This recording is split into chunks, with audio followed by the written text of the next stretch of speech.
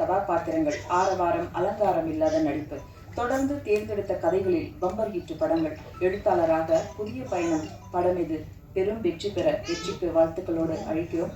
Alan படத்தின் hero வெற்றி. அனைவருக்கும் வணக்கம். ஃபஸ்ட்டு எங்களோட ஆடியோ லான்ச்சுக்கு இன்வைட் பண்ணதுக்கு வந்ததுக்கு பாக்யராஜ் சார் உங்களுக்கு நன்றி சொல்லிக்கிறேன். சிவா சார் உங்களுக்கு நன்றி சொல்லிக்கிறேன். பாக்யராஜ் சார் தொடர்ந்து என்னோட நிறையா படங்களுக்கு சீஃப் கெஸ்ட்டாக வந்து என்னை சப்போர்ட் பண்ணுறீங்க, ரொம்ப நன்றி சார். இந்த படத்தில் என்னை ஹீரோவாக நடிக்கிறதுக்கு கமிட் பண்ண சிவா சாருக்கு ஃபஸ்ட்டு நன்றி தெரிவிச்சுக்கிறேன். இந்த ஸ்கிரிப்டுக்குள்ளே நான் வர காரணமாக வந்து 2 பேர் தான், காசி சாரும் விந்தன்ராஜ் சாரும். ஸோ அவங்க 2 பேருக்கும் நன்றி தெரிவிச்சுக்கிறேன். ஆலன் தொடர்ந்து த்ரில்லர் படமாக பண்ணிகிட்ருக்கோம், சரி ஒரு லவ் படம் பண்ணுவோம் அப்படின்னு யோசிக்கும்போது சிவா சார் இந்த ஸ்கிரிப்ட் கொடுத்தாரு. ஸோ படித்து பார்த்துட்டு 2 விஷயம் தான் தோணுச்சு. சார் இந்த மாதிரி இந்த படத்துக்கு வந்து பெரிய கிராண்டாக ஷூட் பண்ணோம், சின்ன பட்ஜெட்டில் பண்ண முடியாது. 2வது மியூசிக் டைரக்டர் வந்து கொஞ்சம் ஸ்ட்ராங்காக போட்டால் தான் லவ் ஸ்டோரி நிற்கும் அப்படின்னு சொன்னேன். ஸோ அவர் வந்து டைரக்டர் கம் ப்ரொடியூசராக இருக்கிறதுனால அவரோட தாட் என்னவோ அதுக்கு எவ்வளோவான செலவு பண்ணுறதுக்கு அவர் ரெடியாக இருந்தார். அது நீங்கள் விஷுவல்ஸில் பார்த்துருப்பீங்க. ஸோ மேக்கிங்கில் ரொம்ப கஷ்டப்பட்டு தான் பண்ணோம். கூட நடித்த அத்தனை ஆர்டிஸ்ட் வேக்டர்ஸ் நான் கூட நடிக்கலை, பட் ஆனால் பார்த்தேன், உங்களோட சீன்ஸ் எல்லாம் பார்த்தேன். எல்லாருமே நல்லா அவங்களோட பங்கை நல்லா கரெக்டாக பண்ணியிருக்காங்க. அதே மாதிரி மியூசிக் டைரக்டர் ஸ்ட்ராங்கான சாங்ஸ் கொடுத்துருக்காரு, நீங்கள் பார்த்துருப்பீங்க. ஸோ நிறைய உழைப்பு இருக்குது படத்துக்கு பின்னால். ஸோ கண்டிப்பாக இந்த மாதிரி புது முயற்சியை சப்போர்ட் பண்ணுங்கள். நன்றி, தேங்க்யூ. நன்றி. அடுத்து நாம் பேச அழைக்கிறோம். திரையுலகில் உற்று கவனித்தால் தெரியும், இந்த பெயர் தொட்டு சென்ற பெற்று சென்ற வரலாறு தெரியும். உச்சம் தொட்ட இவரின் பெரும் உழைப்பு, பாமரனுக்கும் சாமரம் வீசிய படங்கள், கொங்கு தமிழில் கொண்டு வந்த கோடம்பாக்க கதைகள், தமிழ் சினிமா உள்ளவரை கொண்டாடும் கலைஞன் நம் பாக்யராஜ் அவர்களை உங்கள் முன் பேச அழைக்கிறோம்.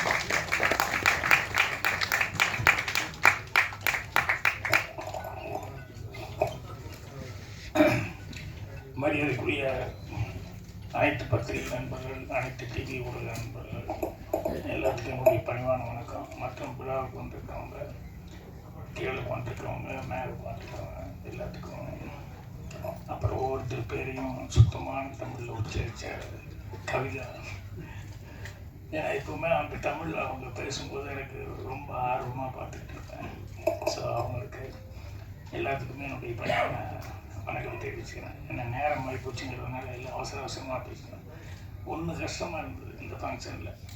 என்னென்னா, ஒரு மனிதனுக்கு வந்து ரொம்ப முக்கியமான தேவையானது வந்து நன்றி உணர்வு அப்படிங்கிறது ரொம்ப தேவை. அது இல்லைன்னா மனிதனே இல்லை. என்ன படிச்சிருந்தாலும் என்ன கேட்டிருந்தாலும் இன்னைக்கு இல்லைங்க, நம்ம பேச்சு அவ்வளோதான். ஸோ அந்த நன்றி அப்படிங்கிறது வந்து அவ்வளோ முக்கியமான ஒரு சமாச்சாரம். இந்த ஃபங்க்ஷனு, ஆடியோ ரிலீஸ் ஃபங்க்ஷனு, அது வந்து முதல் தடவை பண்ணியிருக்காரு அவர் மனோஜ் கிருஷ்ணா.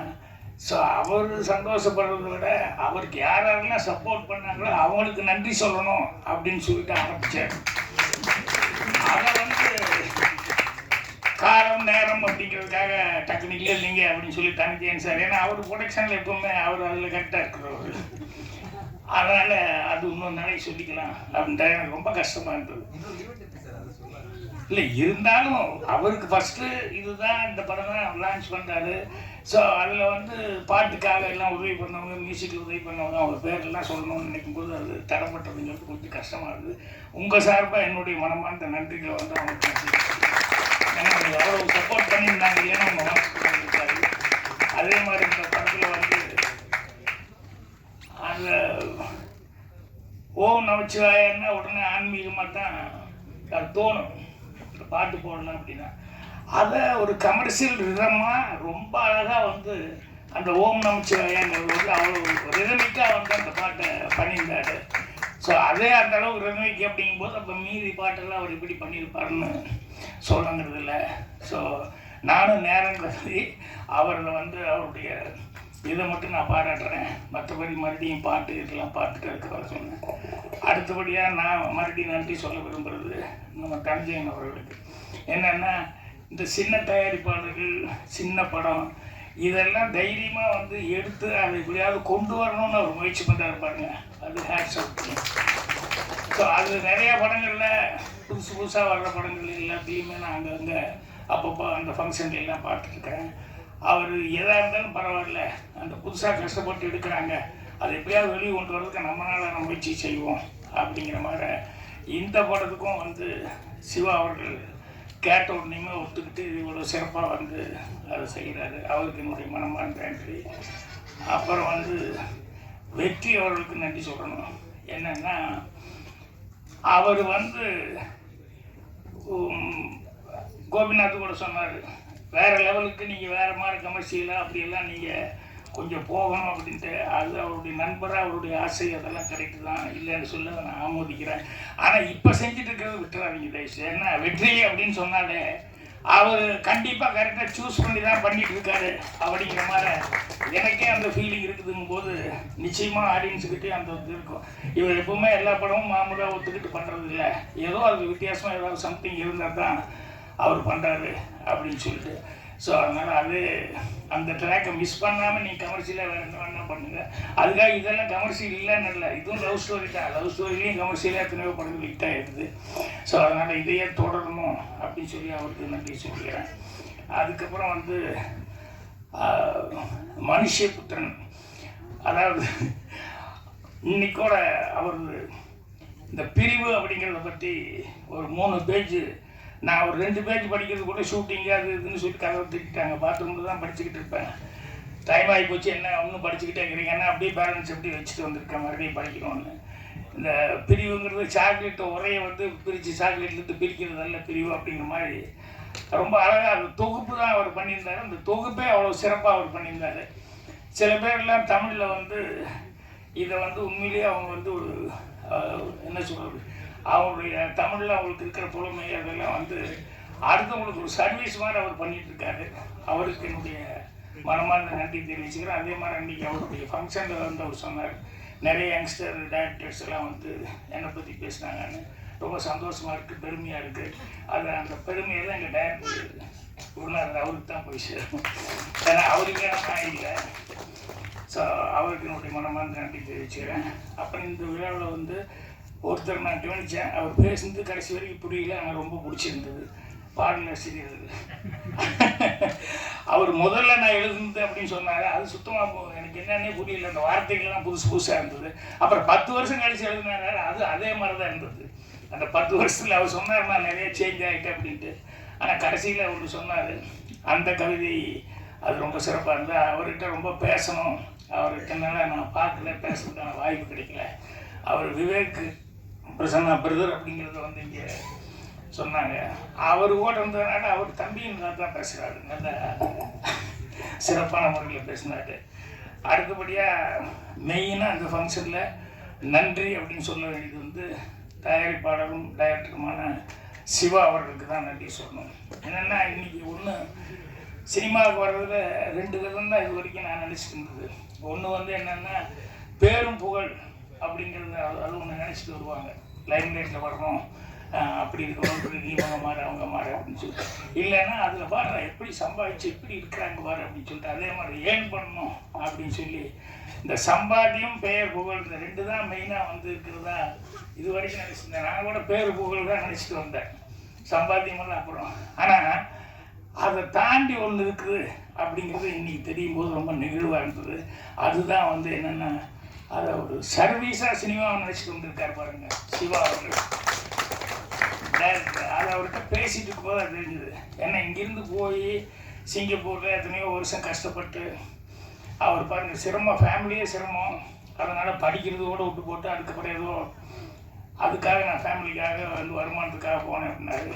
அவ்வளவு வருமானத்தை வந்து அங்கே ஈட்டிட்டு அந்த வருமானம் சம்பாதிச்ச வருமானத்தை வந்து அவர் வந்து சினிமாவில் வந்து அது கூட கமர்ஷியலாக அவங்கள வச்சு இவங்களை வச்சு இல்லை கமர்ஷியல் மாற கதை எழுதி இப்படி பண்ணணும் அப்படிங்கிறது நினைக்காம அவர் என்ன நினைக்கிறாரோ ஆத்மார்த்தமாக அதை வந்து செய்யணும் அப்படின்னு சொல்லிட்டு அவர் அந்த நஷ்டம் அது இதுங்கிற பற்றியோ இல்லை வேறு எதை பற்றியோ எதை பற்றியுமே கவலைப்படாமல் பண்ணார்.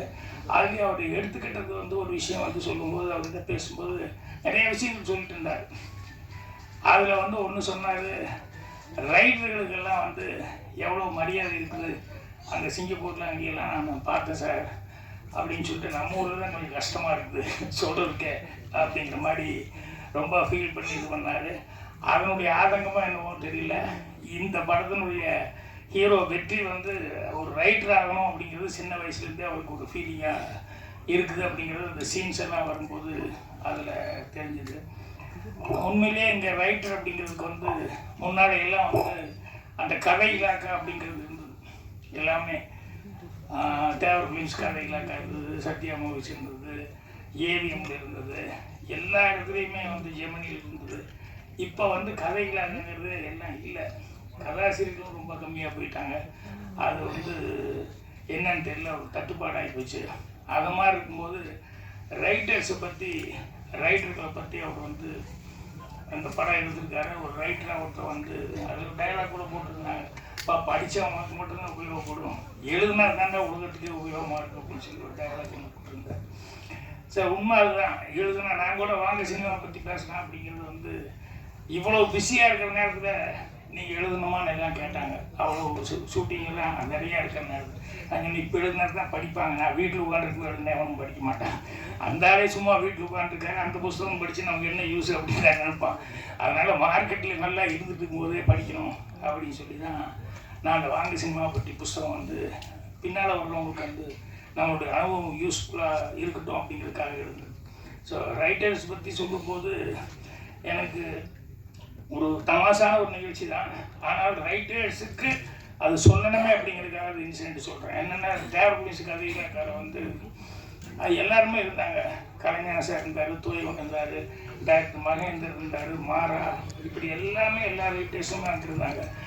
தேவர் ஃபிலிம்ஸில் என்னென்னா முதல் நாள் போகும்போது டேய் இந்த இடத்துக்கு கொஞ்சம் நல்ல சீனாக ஏதாவது ஒன்று பிடிச்சிட்டு வாங்கடா அப்படின்னு சொல்லி அனுப்புவார்.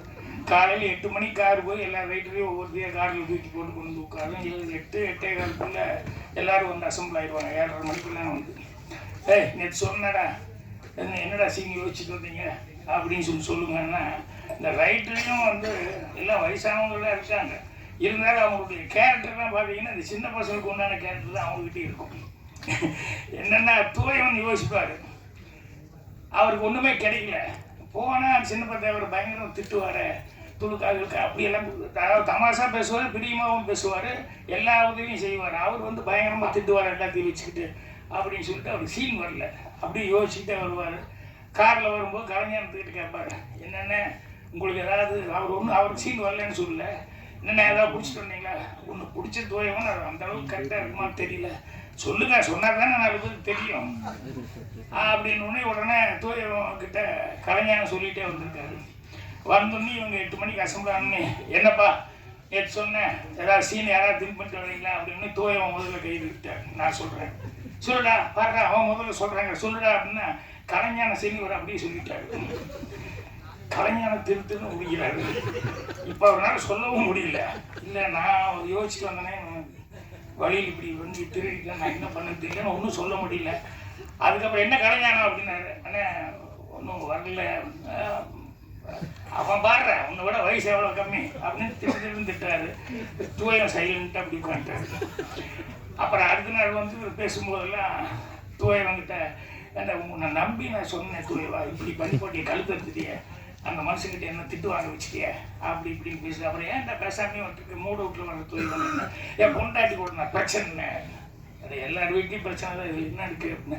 இல்லைண்ணா எப்போ பாரு வந்து நம்ம வெளியே போய் சம்பாதிக்கிறது சாதாரண விஷயமான, ஒரு ஆம்பளை வெளியே போய் எவ்வளோ கஷ்டப்பட்டு சம்பாதிக்கிறேன், கொஞ்சம் கூட புரிஞ்சிக்க மாட்டேங்கிறா, நீங்கள் மட்டும் தான் சம்பாதிக்க, அதுதான் இன்னும் வீட்டிலேருந்து குழந்தைகளை பார்த்துக்கிறதுலாம் ஒன்றுமே வேலை இல்லைன்னு நினச்சிட்டீங்களா? ஏன்னா குழந்தைகளை பார்த்துக்கிறது ஒரு பெரிய வேலையாடி, சமையல் பண்ணுறது ஒரு பெரிய வேலையாடி, அப்படின்னா நீங்கள் போய் சம்பாதிக்கிறது மட்டும் பெரிய வேலையாகும் அப்படின்னு எப்போ பாரு இதே சண்டைண்ணே.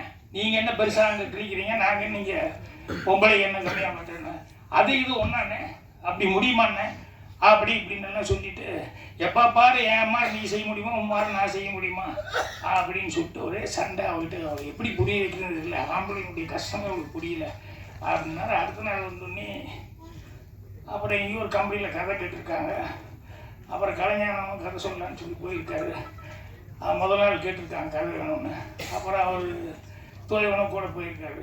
முக்தாபுரி சீனிவாஸ் சார் தான் போய் கலைஞான கதையை ஆரம்பிக்கலான்னு, இந்த தூயவன் கதை சொல்லலான்னு ஆரம்பிக்கிறதுக்குள்ள இல்லை துறைவா கலைஞான ஒரு கதை சொன்னால் ரொம்ப பிரமாதமாக இருந்தது, நீ வசனம் மட்டும் எழுதுன, என்கிட்ட சொல்லவே இல்லையே என்ன கதை என்ன அப்படின்ட்டு. இல்லைப்பா அந்த லைன் நல்லா இருக்குப்பா, ஒரு பொண்டாட்டி எப்பா பாரு புருஷன்கிட்ட சண்டை போட்டுட்டே இருக்கேன், நீ வீட்டில் இருந்து இதெல்லாம் பண்ண முடியுமா, சமையல் பண்ணுறது அது இது குழந்தைய பார்க்குறது சாதாரண விஷயம்னு நினச்சிக்க, ஏய் ஒரு ஆம்பளை செய்யறதுல ஒரு பொம்பளை செய்ய முடியும், நீ போய் சம்பாதிக்க முடியுமாடி அப்படின்னு சதா சண்டைப்பா.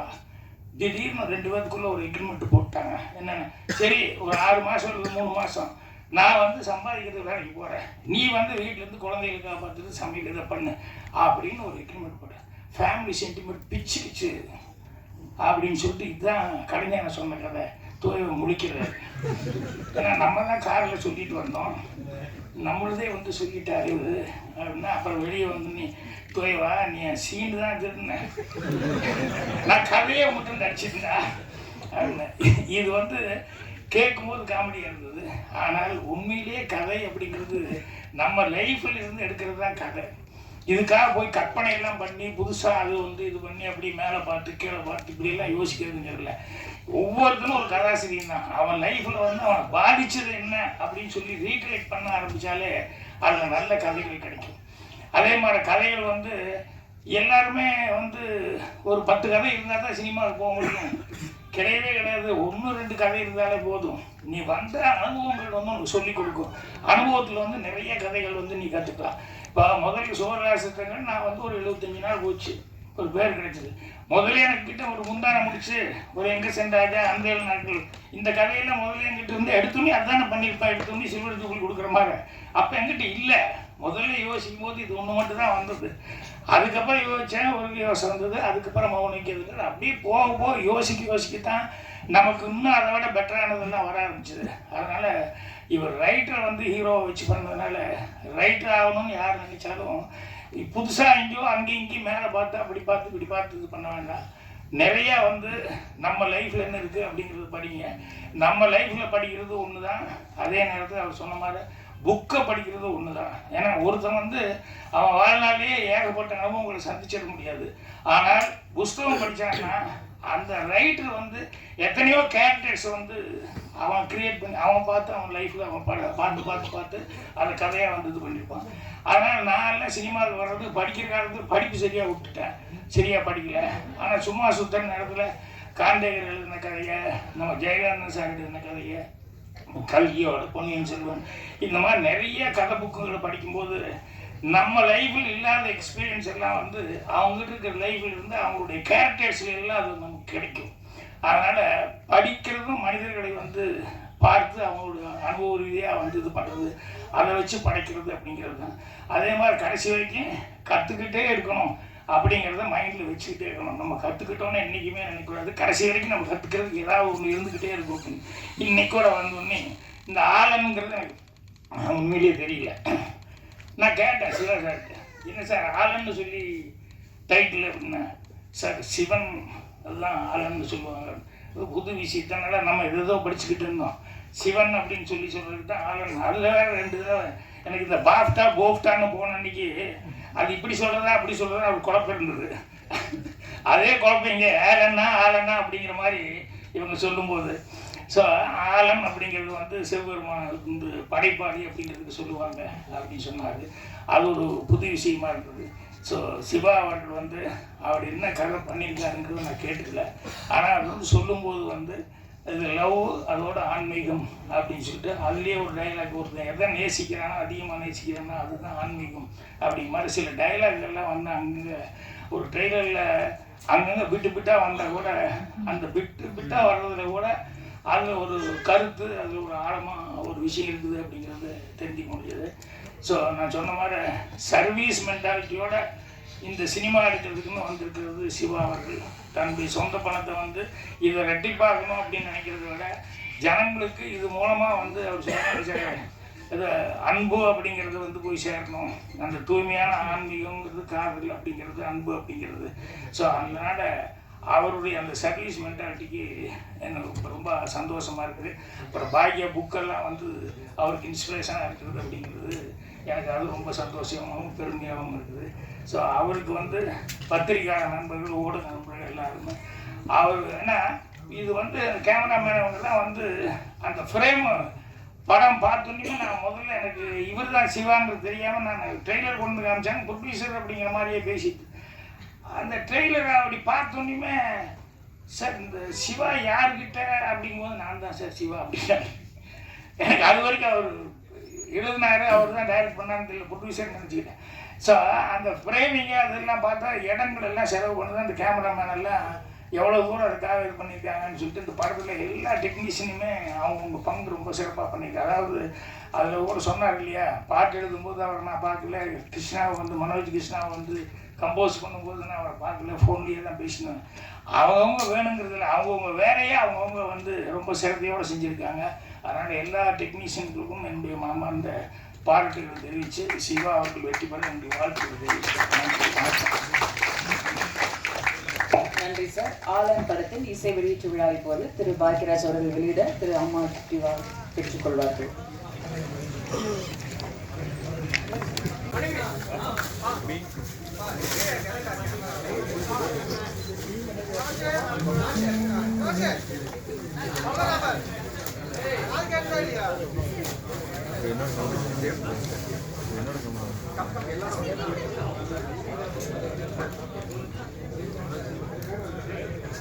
Sir, sit down, sir.